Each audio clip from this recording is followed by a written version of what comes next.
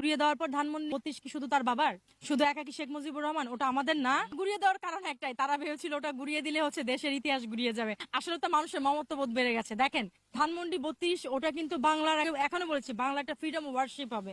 হ্যাঁ, freedom worship মানে মুক্তিযোদ্ধাদের উপাসনালয় হবে। দেখবেন আপনি একদিন ঠিকই হবে।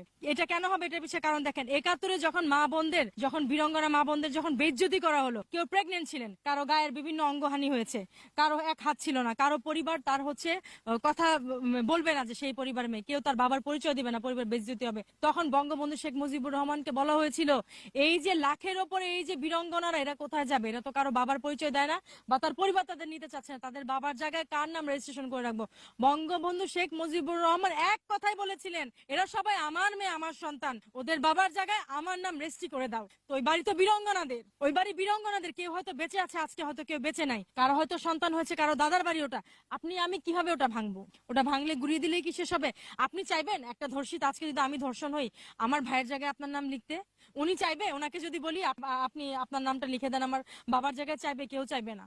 উনি একটা মানুষ যিনি লিখেছিলেন যে বীরঙ্গনাদের বাবার জায়গায় আমার নাম লিখে দাও, আজকে থেকে ওরা আমার সন্তান। তো কিভাবে 32 ভাঙেন? 32 কারো বাবার একার? 32 আমার আপনার সবার, ওই বাড়ি সবার। 32 আবার হবে it's an piece freedom worship হবে, হাউস হবে। আপনি দেখবেন শেখ মুজিবুর রহমান যে স্ট্যাচু, এটা হবে পিস স্ট্যাচু অফ বাংলাদেশ। আমি বলে রাখলাম, যদি মারা যায় আপনারা দেখতে পারবেন। আর শেখ মুজিবুর চাইলেই তো আপনি নস্যাৎ করতে পারবেন না, আপনি অমীমাংস বলতে পারবেন না। কিভাবে বলবেন আপনি? 71-এর পরে যে এই যে পুরো দেশ যে একটা ডেসপারেট অবস্থা ছিল, তাকে বিভিন্ন দেশ থেকে সহযোগিতা দেওয়া হয়েছে। আজকে প্যালেস্টাইন মনে হয় না, যে যে দেশে যুদ্ধ, প্যালেস্টাইন তাকে বলেছিল যে এই দেশে হচ্ছে মর্যাদা দিবে, যে তারা স্বাধীন দেশ। তিনি নেননি। কেন নেয়নি? কারণ তারা তখন থেকে অত্যাচারী দেশ ছিল।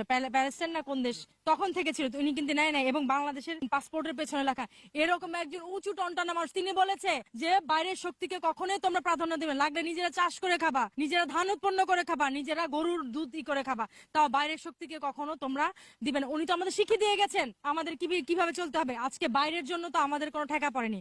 শেখ হাসিনা কি বলেছিল যে বাইরের শক্তি, বাইরের ভিক্ষা করতে যেতে হবে না আমাদের। আপনি এইখানে একটা গাছ লাগান, আপনি 1 মাস পরে গাছ ফল দিবে আপনাকে। ধান চাষ করলে কোথায় ধান না হয়? আমরা তো পরিপূর্ণ দেশ, আমরা তো তলাবিহীন ঝুড়ি না।